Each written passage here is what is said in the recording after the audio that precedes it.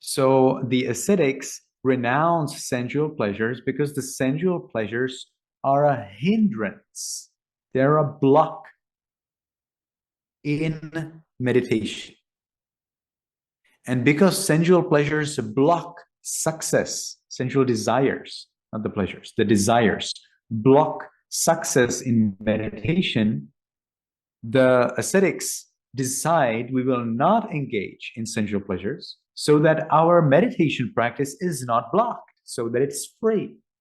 And so they can meditate and achieve very deep levels of concentration and peace. Sensual pleasures bring with them problems. They bring anxiety, fear, worry. Okay? The problem of sensual pleasures is that you want them. You have to go to job, you have to make money, and then maybe you will get those sensual pleasures. Let's say gentlemen will go to work, they make a lot of money. They will expect that they will get married with a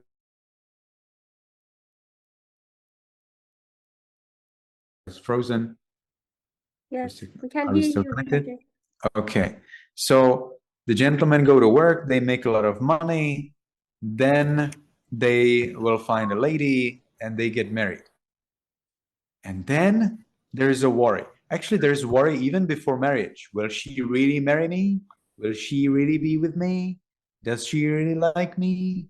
Maybe not. Who knows? So it's a worry already in the beginning. Then they get married. After they get married, there is still another worry. Does she really love me? Does she really appreciate me? And do I actually love her? You see, it's both sides. The man worries not only whether his wife loves him, but he worries whether he loves his wife. Isn't that so weird? And that's the problem with the sensual pleasures. That it's not just about the other thing towards you, but it's also about you towards that. You made so much money. You work hard, so hard at work. So does this solution, the sensual pleasures, really come and really satisfy or come to the level or is equal to your efforts? Is this sensual pleasure that you have with the woman equal to the effort you make and to the suffering and troubles you have at work? Is it really equal? So there is a worry. Sometimes it is equal, sometimes it is not.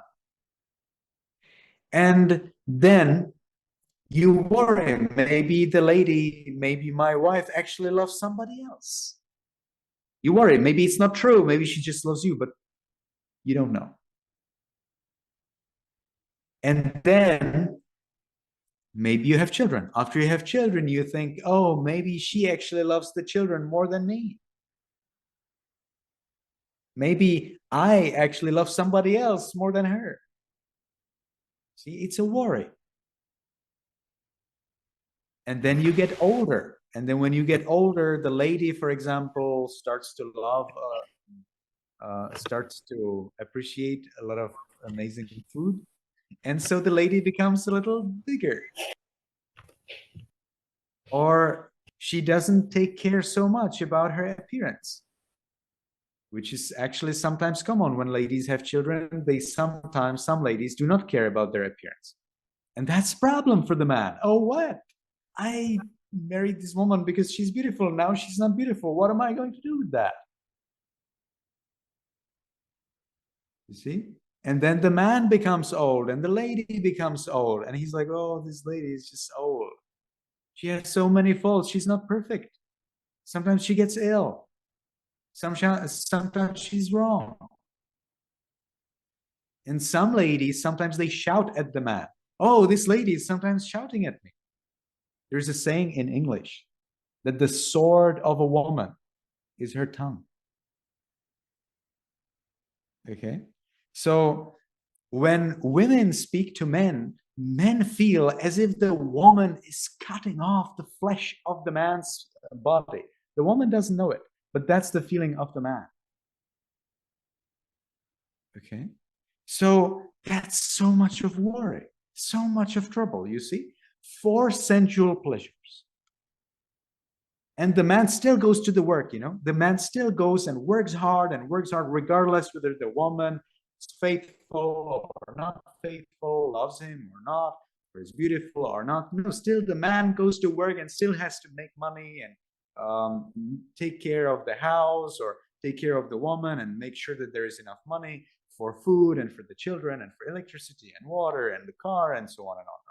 Regardless whether the woman is beautiful or not, or whether she loves him or not, or whether she takes care of the house or takes care of him, or whether she has another man or nothing or something else, or whether she shouts at him or not. No, the man still needs to go to work and still needs to work hard. And then for all of this amazing work of the man, what do you get? Old age, illness, and death. That's your reward at the end. So an ascetic understands. Okay, he understands it's not worth it. It's not worth it. And so he becomes a monk or an ascetic. And he thinks, okay, being free from sensual desires equals being free from these worries and from these problems. It's for both men and women. All of them can become ascetics. There are women ascetics, there are men ascetics. The women have it the same thing. Like the woman gets married with the man and she works hard. She works hard at home. She goes to job. She takes care of the kids. And then the man, maybe he's faithful, maybe he's not faithful. Sometimes men drink a lot of alcohol.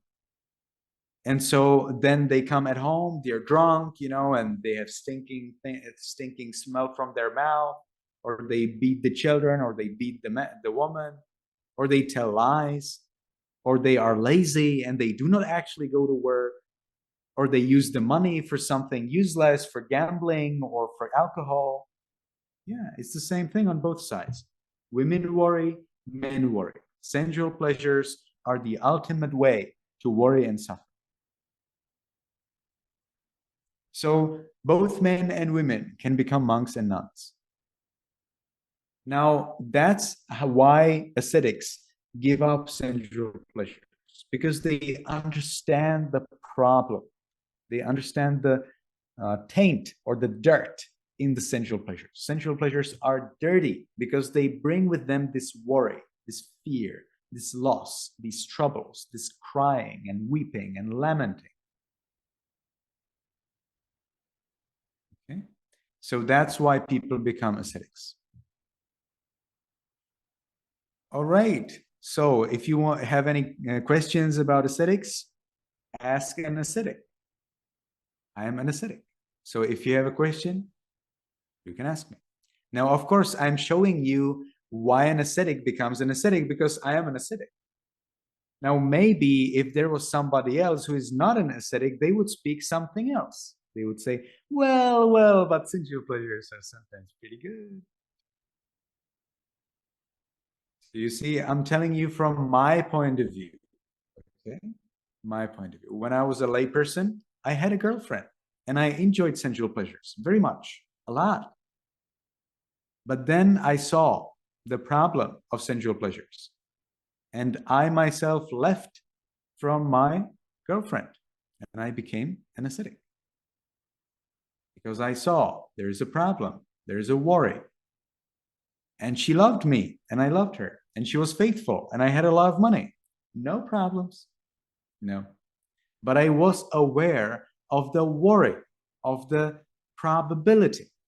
What is the probability that we will be happy for the next 80 years?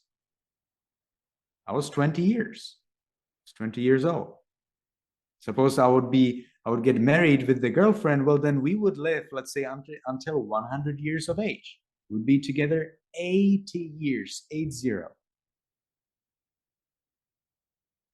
All life dedicated to the other person. If everything goes perfectly. And it usually doesn't. Okay. So I thought there is very low probability that we will be happy for the next 80 years. And for all of that hard work so that we are happy for the next 80 years, I will get what? Old age, illness, and death. That will be my reward. So I thought that's not worth it. I can become a monk and I can work hard as a monk for 80 years. And I get what? I get peace, wisdom, and full freedom from all birth, old age, illness, and death. Makes more sense to me. Okay, so that's why I became an